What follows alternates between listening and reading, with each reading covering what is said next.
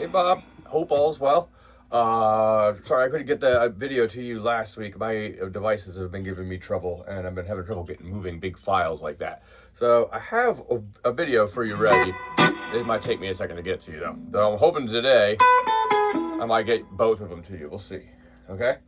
All right. So if one works, the other one should. So I was hoping we could try. I know we were working a little bit with the day in a life. That kind of mellow kind of song, although that has a lot of places you can go dynamic wise. I have another song I wanted to try and show, which is introduce some new chords for you, and also kind of be a good way of explaining more about soloing over different keys in one song and how to change keys.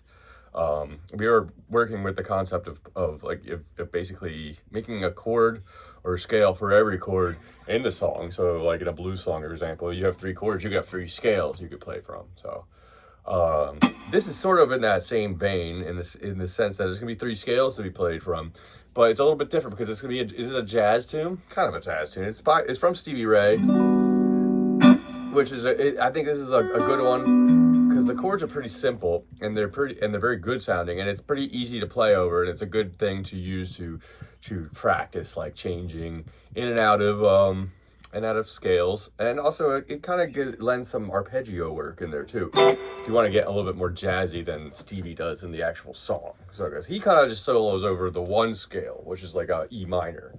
Okay, the song is Riviera Paradise. I want to do this for a number of reasons, for the chord shapes that kind of come from this.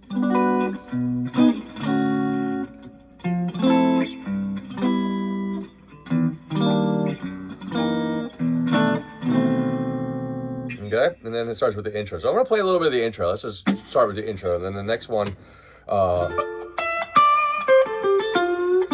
maybe I'll make it a video, another video on this. If we're going to start with this, maybe I'll make both videos on this song. So yeah. Anyway, let's try. All right, so it starts out with an intro like this.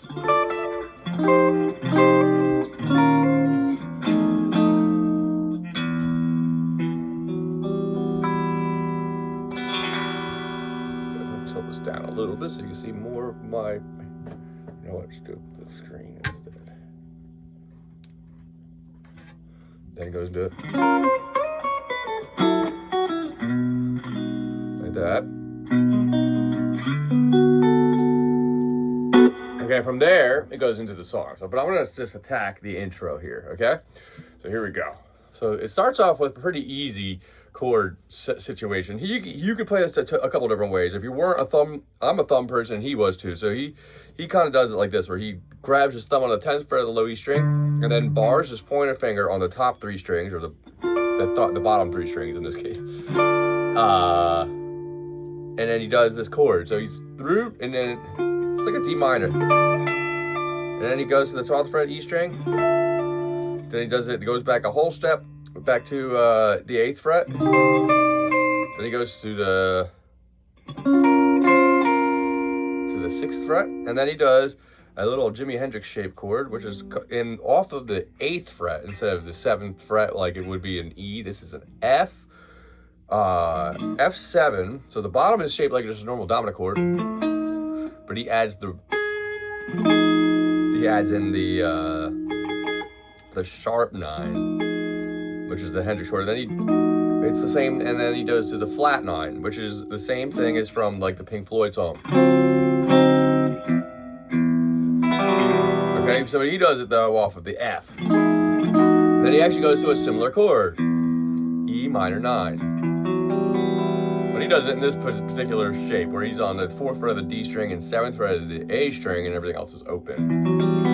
You could also get away with playing this voicing from Time, from Speak to Me, Breathe, and Time, actually, which is similar style E minor chord, just a slightly different. Yep. And then he comes back into that last chord we ended it before he went to the F. We goes to this 6th fret, a B, I think it's called A sharp or B flat. And then he does the same thing. Oops, try not to hit an open D string. That's what that noise is. And then so he's going for a B flat or A sharp minor. And then he goes to that 8th fret E string. Yep. Oopsie. So I'm trying to just remember my position here. I haven't played this song in a second. Third, 6th fret. Then he goes up to the 11th, 9 on the E string to 12, 10 on the B string. And then he goes to a F sharp 7 sharp 9, which is just a half step up from where it was. Then he goes, which this top note is that last note we went to. So he does the chord, the F sharp 7 sharp 9, and then he goes A, G, F sharp, E, which would be 10, 8, 7, 9, 9 on the G string. Then he goes into this pretty unique chord. I actually don't know many places that haven't played this chord other than in Stevie songs, so he does it in Lenny as well, which I think we did at one point. So that one's going to start with the 6th fret of the D string. With your pointer finger. Then the middle finger is going to be on the 7th fret of the E string. Then the middle finger is going to be on the 7th fret of the B string. And then your pinky is going to be on the 8th fret of the G. And then he takes that chord and moves from the 7th fret, where I look at where the root is, so it's a B chord. We're going to move toward a D chord, the next D on that string, which would be the 10th fret. Okay? Okay, so those are two what we call major 6ths, or major, it's like a major 7, or a dominant, but he pulled back that 7 to give you that note, so yeah. Okay, and then it gets into the count off chords, which is a set of 3 chords, okay? But before we get into, I'll get into that, I want to try and cover over this intro a little bit more, all right? So it played in full. 10 to A to 6. Now we're F chords, 8th fret. And then I got a couple options for E minor 9. Like that. All right, now then go into the 6th fret. Same shape as before. You could guess. Actually, you know what?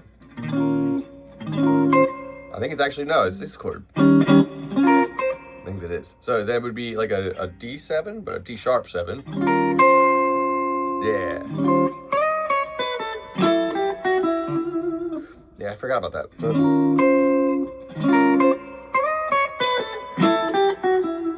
Okay, so that maneuver there is all done like in that amount of time. So he does from the D sharp 7. It's almost the same thing as the... You got an option there. You go B flat or E flat or A sharp or D sharp. So again, that's a little bit easy. See, you kind of just like to do 9, like that kind of shape I would show you for the funk chord. Then he grabs the pinky to the 8th fret. Then 11, 9 on the E, 12, 10 on the B. Then he gives the F sharp 7 sharp 9. From the A, G, or 10, 8, 7, and then 9 on the G. Then to this new chord. B13 to a D13. Okay, and then we get into the intro counting the chords. So this is like the way I treat these next 4. 1, 2, 3, 4 is the count off. You got 1, 2, 3, like this. 1, 2, 3, 4. Okay. I don't know exactly how you analyze these particular voicings.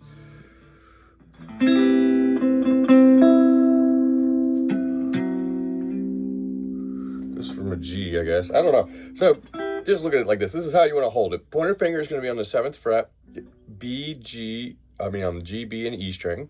Okay, so you want to bar this because the movement, this is going to help make it quicker. The middle finger is going to be on the 8th fret of the B string, ring finger on the 9th of the G, and then pinky on the 10th of the D. Okay, it's a D string down thing. We're going to go like that. So that's the first chord. Then the next thing you do on count 2 is take off the middle finger. And then to count 3, you take off the ring finger now.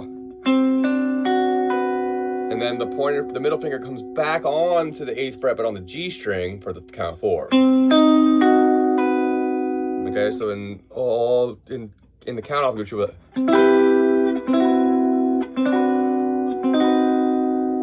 that, okay? And then it goes into the regression. All right, so let's see here. I want to try and get into this, but I got a couple minutes left. Whether or not I should try and push this into the next video.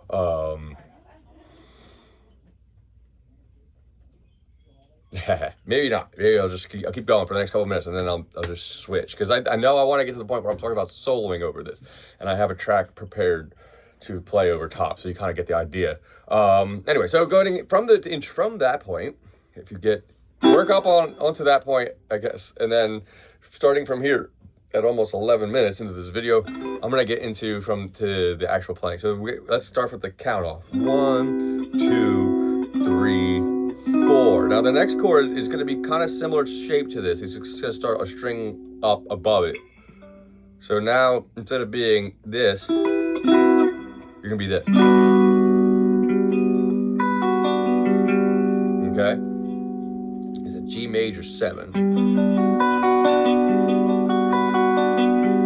Okay? And this G major 7 is you're gonna have the way he plays it, he does this little middle finger thing with his pointer finger, which is holding the G, B, and E string still. And he's going a little hammer-on pull off on the B string. So from the count off, it kind of sound like this.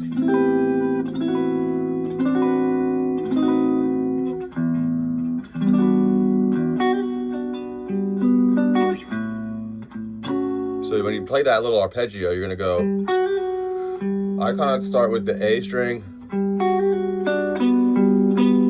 So I go A, B, with the middle finger, doing G string, D, A, D, and then to an A chord. Now you can pointer finger this. Okay, so you can look at this as 2 different ways. You could look at this as an A major with a 13 or a 6, or you could look at this as a D chord with an A over a D major 7. Okay. Okay, really the way I look at this is it's like a D major 7 here off of the 5th and 7th frets, but you're just the root's gonna be an A now. And you're not playing the A string, okay? You could play it, I guess, if you just want to go like this. I thumb it, mainly because the movement for me would be like this. And the thumb gets there first before my pointer finger would. So I usually grew with the thumb for that reason. You can do it either way though. So, I mean, it's not a fast song, so it's not like you're racing yourself here. I feel like there's less tension in my hand when I use the thumb too. It's like chords take less squeeze power. So it kind of like that feeling over having to squeeze harder. Okay, now you're in the A6 or A13. And then he does this line, and I don't remember, this is how I do it, because I do this line in a way to get back into the first chord, because it's a tricky chord to get into.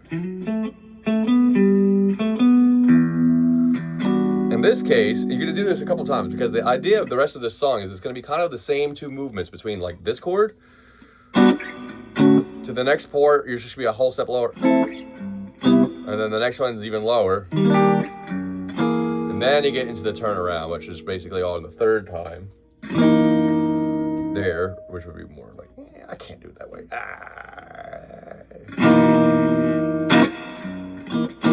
So let me see here. So coming out of the A chord, I go sliding in from the 7th to the 9th fret of the A string to the 7th fret of the D string, and then finishing my resolution here on of the chord, or of this lick, on the 9th fret of the D. And then from there, you hit an open E string, and that's when I get my hand back into the G major 7.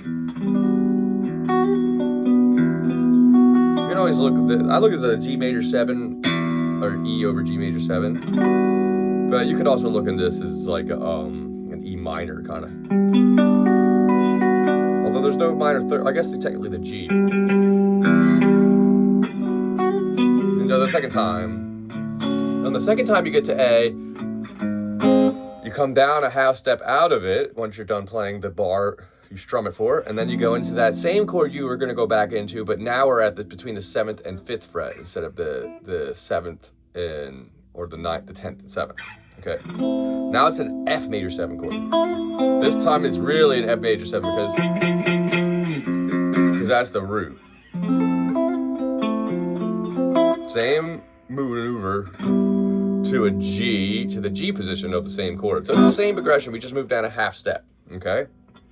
Then that lick now really gets you back into that chord. Sliding from the 5th fret to the 7th fret of the A string, to the 5th fret of the D string, to the 7th fret of the D string. That's where I get my ring finger where it was supposed to be for the chord. Then I finish the lick on the 8th fret of the A string, which is an F. So it goes. That lick will help you get your hand into this shape.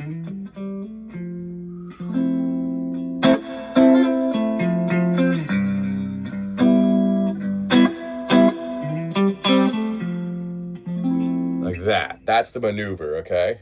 From the same chord, just a different ending note, obviously, because we're going from to an E string on the first one, and then we're ending on the actual note from the chord, or the top, the bottom of it, harmony-wise. And then the second time, and then you go to another whole step down version of the same chord. You only play that once, though, and then you get into this F sharp, which you could point your finger here, 2nd fret low E string, and then you got 2 of the D, 3 of the G, and 4 of the B. Okay, so, and then it goes into the same kind of thing we did earlier with the F sharp 9. We do this with the B now.